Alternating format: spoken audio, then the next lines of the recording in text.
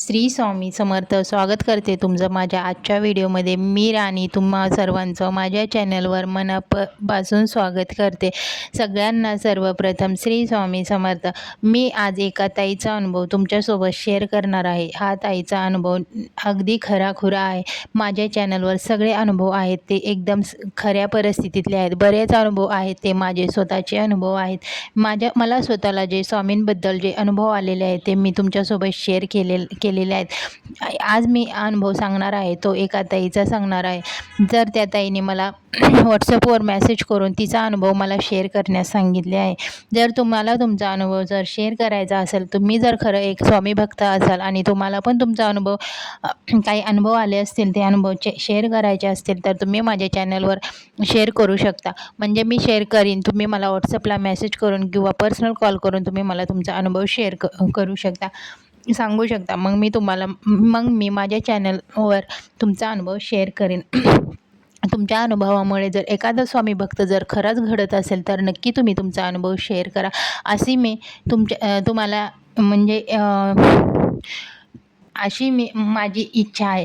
तर ताई म्हणते की माझा संसार हा 10-12 वर्षाचा होता. मला 2 मुलं आहेत. माझं सगळं संसार हा सुखाचा चालू होता. मुलं शाळेत जातात, नवरा कामावर जायचा. मीही घरकाम करून म्हणजे नवऱ्याला सपोर्ट होईल असं घरातून जे काम करता येईल ते काम करत होते. सगळं काय ते हसून खेळून आमचा संसार चालू होता. 2 मुलं, एकदम म्हणजे सुखी परिवार होता. अचानक नियतीच्या मनात काय होतं काय माहिती आणि संसाराला नजर लागल्यासारखं झालं. नवरा हा माझा पूर्ण दुर्लक्ष करू लागला. माझ्याकडे, मुलांकडे, घरात सगळीकडे दुर्लक्ष करू लागला. नवरा घरात कमी, बाहेर जास्त राहू लागला.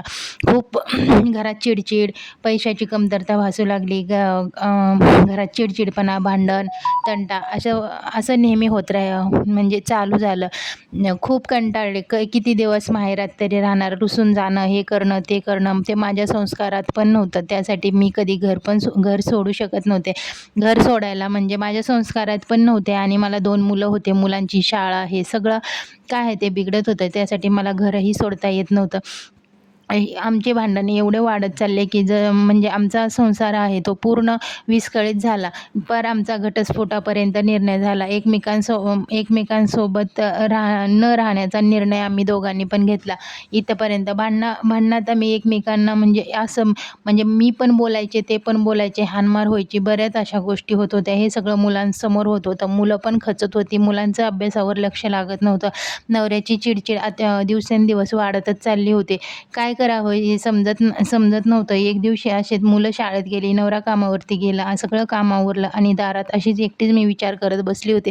मोबाईलवर असेच व्हिडिओ बघत बसले होते. मोबाईल बघता बघता एक माझी मैत्रीण आली आणि माझ्या शेजारी बसली. मला पाहून म्हणजे ती स्वतःच म्हणली, "का गं, काय झालं? खूपच निराश दिसती. काही टेन्शन आहे का? तुझ्या चेहऱ्यावर पहिल्यासारखं हसू पण नाही. तू पहिलं किती छान हसायची, खेळायची, होऊन बोलायची. आता तू कोणासोबत बोलत नाही. कुठं आमच्या ग्रुपमध्ये बसायला येत नाही, कोणाला फोन करत नाही. तुझे पहिल्यासारखे स्टेटस पण नसतात. पहिले तुझे किती हॅपी फॅमिलीचे स्टेटस वगैरे असायचे. आता तुझे स्टेटस वगैरे काहीच नसतात. तू घराच्या बाहेरसुद्धा दिसत नाही. काय झाले?" एकदम काळजीपोटी विचारत होती ती. म्हणजे असं काळजीपोटी विचारल्यासारखं मला वाटत होतं की असं कोणीतरी जवळचं विचारतंय मला. मान्य आहे ती माझी मैत्रीणच होती, पण असं वाटत होतं की कोणीतरी मला आतून माझं दुःख विचारते. मग मला पण म्हणजे मन मोकळं करावं वाटलं आणि मी ढसाढसा रडू लागले आणि तिला मी सगळी सत्य परिस्थिती सांगितली. माझ्यासोबत हे असं होते, माझ्यासोबत तसं होते. माझे मिस्टर आहेत ते माझी साईड कधीच घेत नाही. मग माझी मैत्रीण म्हणली, "तुमचं हे सगळं होतंय कशावरून?" तर मग मी सांगितलं तिला, "अशाने असं होतंय. माझे मिस्टर कधी माझी साईड घेत नाही. माझे मिस्टर काही झालं की म्हणजे समोरच्याची साईड घेतात पण माझी साईड घेत नाही. घरात चिडचिडपणा, घरात कमी राहतात, ते बाहेर राहतात जास्त. त्यांना व्यसन लागलं. हे कशामुळं झालं हे मला काहीच माहीत नाही आहे. पण हे सगळं माझ्यासोबत घडत आहे. मला आता सहन होत नाही. माझी इच्छाशक्ती म्हणजे पूर्ण मी ह्याच्यातून आहे ना, पूर्ण एक मेलेलं मडं कसं असतं तसं मी फक्त मुलांकडे बघून जगते. मला जगण्याची सुद्धा इच्छा नाही आहे. नवरा घरात आला की मला पण असं वाटतं की उगाच आला हा, एवढी चिडचिडपणा, त्याचं तोंडसुद्धा बघू वाटत नाही. नवऱ्याला पण माझं तोंड बघू वाटत नाही. म्हणजे असं म्हणजे दुश्मनसुद्धा राहणार नाही, एवढं आम्ही म्हणजे एकमेकांसोबत असं राहतो. तर माझी मैत्रीण म्हणली, "काही काळजी करू नको. तुला तुझ्या नवऱ्याच्या काही गोष्टी पटत नसतील तर एक काम कर, तू आहे ना शांत राहा. नवरा घरात आला ना, तू जेवण नको देऊ. तू जेवण वगैरे करून ठेवत जा. मुलांच्या हातून त्यांना जेवायला देत जा. तू म्हणजे नवरा जर बोलायला लागला तर तू एकदम शांत बस. बस म्हणजे उलट शब्द बोलू नको." तिने बऱ्याच प्रकारे मला समजून सांगितलं, की नवरा घरात आल्यानंतर अगदी शांत बस, बोलू नको, प्रेमात घे, सगळ्या गोष्टी व्यवस्थित होतील, घाबरू नको, भिवू नकोस, असं तसं बऱ्याच गोष्टी सांगितल्या. आणि एक काम कर म्हणले, ह्या सगळ्या गोष्टी तर तुला करायच्याच आहेत, पण ह्या गोष्टींसोबत तुला एक गोष्ट मी सांगते ते नक्की कर. तुला ते बघ, तू एका महिन्यात तुला नाही फरक पडला तर तू तिथून पुढं तू नक्की ही गोष्ट करून बघ. जर म्हणजे तुला जर माझ्यावर विश्वास असेल तर तू नक्की ही गोष्ट करशील, आणि तुला जर तुझा संसार वाचवायचा असेल, तुला जर तुझ्या मुलांवर म्हणजे मुलांसमोर जे ह्या गोष्टी होत्या सगळ्या ह्या गोष्टीतून तुला सुटका पाहिजे असेल तर तू नक्की हे हे मी सांगते ते उपाय कर. मी म्हटलं ठीक आहे, चला एवढं सगळं 2-3 वर्ष झालं सहन करते, एका महिन्यात ही फरक पडेल म्हणते, तर मग काय प्रॉब्लेम आहे करायला. म्हणून मग तिने काय ती म्हणली ठीक आहे, सांगा काय करायचं मी करीन आणि खूप मनापासून करीन. तर माझ्या मैत्रिणीने मला सांगितलं. मग ती सांगताना असं वाटत होतं, की कोणीतरी एकदम म्हणजे एकदम आतून आवाज देऊन एक कळकळीने मला ह्या गोष्टी करायला सांगते. तर मग ती म्हणले, की "काहीच नको करू. तुझ्याच्याने कोणती सेवा होणार नाही. तुझ्याच्याने काही होणार नाही.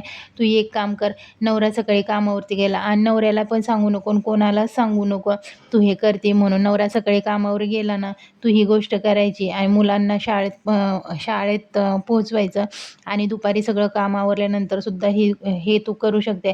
देवासमोर बस, देवासमोर बस, तुझ्या मंदिरात स्वामींचा फोटो किंवा मूर्ती असेल तर ठीक आहे, नसेल तरी काही प्रॉब्लेम नाही. एक सुपारी घे आणि सुपारीला स्वामी म्हणून समज. आणि हे म्हणजे जर तुला तारक मंत्र जर तुझ्या पाठ असेल तर पाठ करून घे, नाहीतर माझ्याकडे पुस्तक आहे ते पुस्तक देते. त्या पुस्तकात तारक मंत्र आहे, नाहीतर मोबाईलवरून तू लिहून घे एका पानावर आणि ते तारक मंत्र तुला 11 वेळा म्हणायचा आहे. तो तारक मंत्र म्हणताना एक अगरबत्ती लाव. देवासमोर बसायचं, एक अगरबत्ती लावायची, पाण्याचा तांब्या घ्यायचा, त्याच्यात थोडंसं केशर टाक. केशर असेल तर उत्तम, नसेल तरी काही नसेल तरी काही हरकत नाही.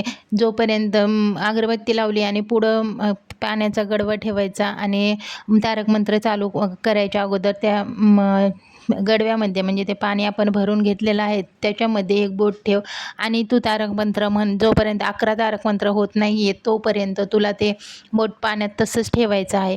पूर्ण 11 वेळा तारक मंत्र म्हणल्यानंतर ते बोट तुला काढायचं आहे. त्या गडव्यामधलं पाणी आहे ते स्वतःच्या अंगावर शिंपडून घ्यायचं आहे आणि नंतर श्री स्वामी समर्थ मंत्राचा एक माळ पूर्ण जप करायचा आहे तुला. हे नंतर स्वामींना तू सांगायचं आहे, "स्वामी, हे मी जे करते ते माझा संसार वाचवण्यासाठी करते. तुम्ही माझी सेवा मानून घ्या. जेवढं होईल माझ्याच्याने तेवढं मी म्हणजे करते. हे सगळं म्हणजे मला तुम्ही माझ्याकडनं करून घ्या. मला तर ह्याच्यातलं काहीच माहीत नाही. माझी ही साधीभोळी सेवा तुम्ही मानून घ्या आणि माझा संसार हा पहिल्यासारखा हसत खेळत म्हणजे मला जसा होता तसा करून द्या." असं म्हण. आणि त्या लोट्यातील पाणी तू स्वतः पण पी आणि संध्याकाळी नवरा आल्यानंतर त्या लोट्यातील पाणी म्हणजे जरी नवऱ्याने म्हणजे असं तू नाही देऊ शकत, पण दुसरा एखादा ग्लास घे आणि त्या ग्लासमध्ये एखादा चमचा ते पाणी टाक, म्हणजे तीर्थ टाक. तीर्थ समजूनच ते दे. ते पाणी नवऱ्याला दे आणि म्हणजे मुलांच्या हातून दिलं तरी चालेल. कशा प्रकारे पण दे, पण ते पाणी नवऱ्याने पिलं पाहिजे, अशा प्रकारे दे. असं तू कर. एक 8 म्हणजे असं तू एक 8-15 दिवस करून बघ. 8-15 दिवसात जर तुला फरक पडला तर पुढं कंटिन्यू कर आणि जर नसेल फरक पडला तर तू म्हणजे जिथं आहे तिथं तुला म्हणजे असं वाटेल की नाही स्वामी वगैरे काही नाही, ह्याचा मला काही फरक पडत नाही, तू आहे तिथं सोडून देऊ शकते. मी एवढंच तुला सांगते.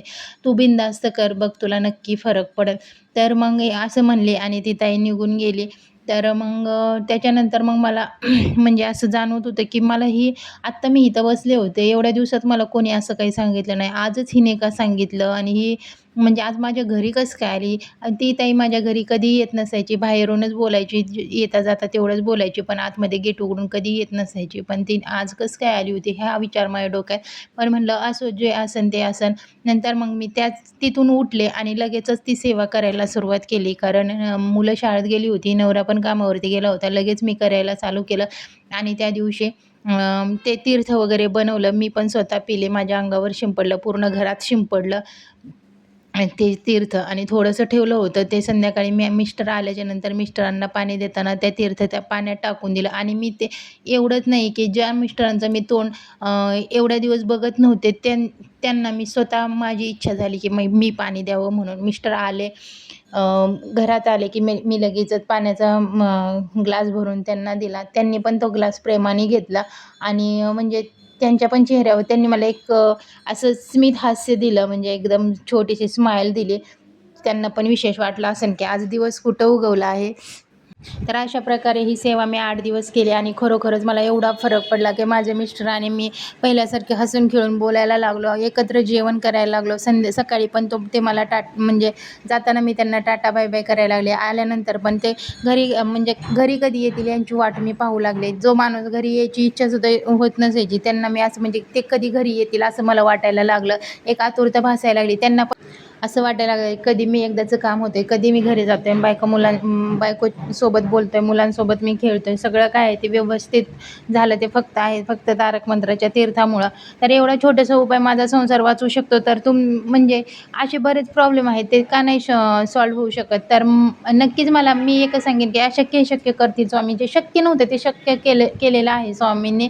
कारण मला असं वाटतच नव्हतं, की आता माझा संसार वाचणार आहे. पण सगळं काय ते आज गोडी गुलाबीने माझा संसार चालू आहे. माझा नवरा प्रेमाने राहतो, मी प्रेमाने राहते, मुलं आनंदित आहेत. सगळं काय ते व्यवस्थित चालू आहे. फक्त हे झालं ते तारक मंत्राच्या तीर्थामुळं.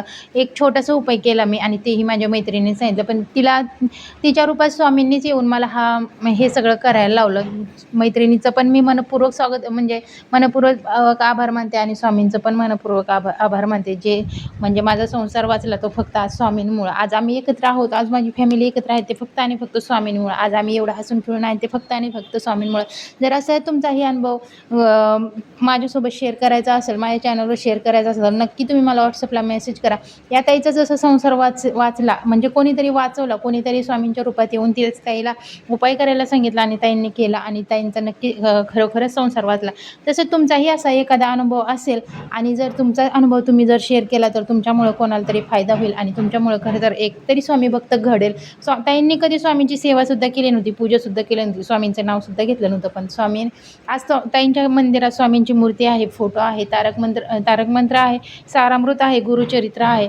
सगळं काय आहे ते व्यवस्थित चालू आहे. जर असंच तुमचा अनुभवामुळे जर कोणी एखादा तरी स्वामी भक्त घडत असाल, तर तुम्ही नक्की तुमचा अनुभव माझ्यासोबत शेअर करा. मी माझ्या चॅनलवर तुमचा अनुभव नक्की शेअर करेन. तर चला तर भेटूया अशाच पुढच्या एका छानशा गोड अनुभवासोबत. तर तोपर्यंत श्री स्वामी समर्थ.